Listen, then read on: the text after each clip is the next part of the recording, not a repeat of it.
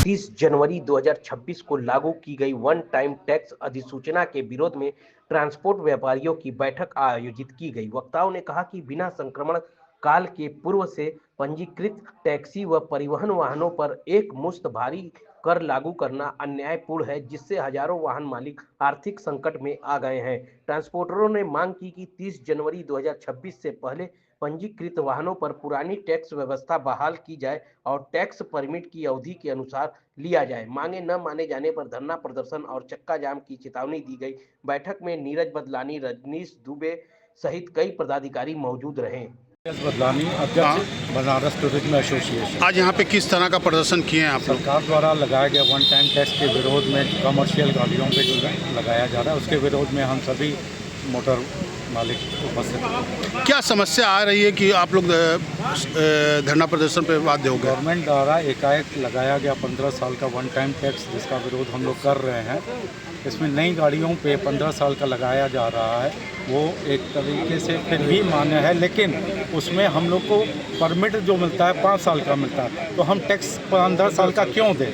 जितने अवधि का हमको परमिट मिल रहा है, हम उतने अवधि का देने के लिए तैयार हैं। पुरानी गाड़ियों पे भी इन्होंने 15 साल का टैक्स लागू कर दिया है, जिसका हम सभी व्यापारी, मोटर बंधु, मोटर मालिक वन टाइम 15 साल का। अभी कुछ दिन पहले भी ये इसी समस्या आप लोग आई थी आप लोग के सामने, तो क्या उस समय इसका निर्णय नहीं निकला था? इसका निर्णय नहीं निकल पाया था, लोगों की समझ में वो चीज़ें नहीं आई थी, और अब जब समझ में आई हैं तो एक मोटर मालिक जो किसी तरह बैंक से लोन लेके वो मोटर खरीद रहा है, उसके बाद भी वो टैक्स बराबर दे रहा है। ऐसा नहीं है कि कोई किसी के यहाँ टैक्स बाकी है। अगर टैक्स 15 दिन बाद लिया जाता है तो गवर्नमेंट उस पर भी जो है अर्थदंड लगा देती है। तो ये 15 साल का अग्रिम वन टैक्स आदमी क्यों देगा? अगर आप लोगों की बातें नहीं मानी गई तो फिर क्या, किस तरह से कार्रवाई? देशव्यापी हड़ताल पे हम लोग जाएंगे।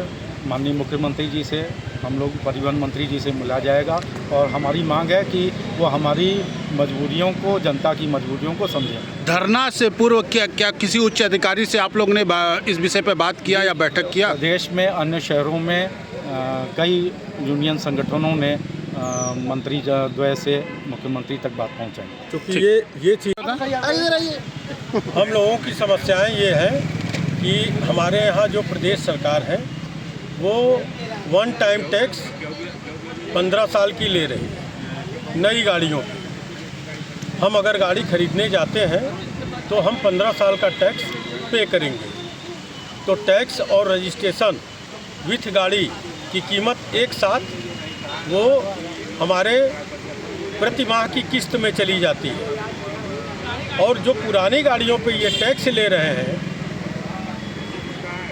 वो अगर 5 साल की गाड़ी हो गई है तो 10 साल का अलग से ये टैक्स ले रहे हैं। भला कोई भी मोटर मालिक कहाँ से कैसे देगा? आप हमको परमिट जारी करते हैं 5 साल की और टैक्स ले रहे हैं 15 साल का। टैक्सी जो गाड़ियाँ होती हैं कमर्शियल, वो लगभग 5 से 7 साल में भंगार हो जाती हैं। अगर आप लोग की बातें नहीं मानी गई तो फिर आगे किस तरह से और सरकार के प्रति? इसके पहले भी ऐसा हुआ था वन टाइम टैक्स लेकर के कि बिहार सरकार भी परेशान कर रही थी। समझने वाली बात यह है कि जब 2 पैसा किसी भी मोटर मालिक को कमाने का समय आता है तो ये बिहार सरकार हो चाहे प्रदेश सरकार हो, अलग से कोई न कोई लोचा खड़ा कर देती है। उस समय का एक समय था कि बिहार में भी ऐसे ही हुआ। उस समय पिंडदान का समय था, पितरपक्ष का समय था।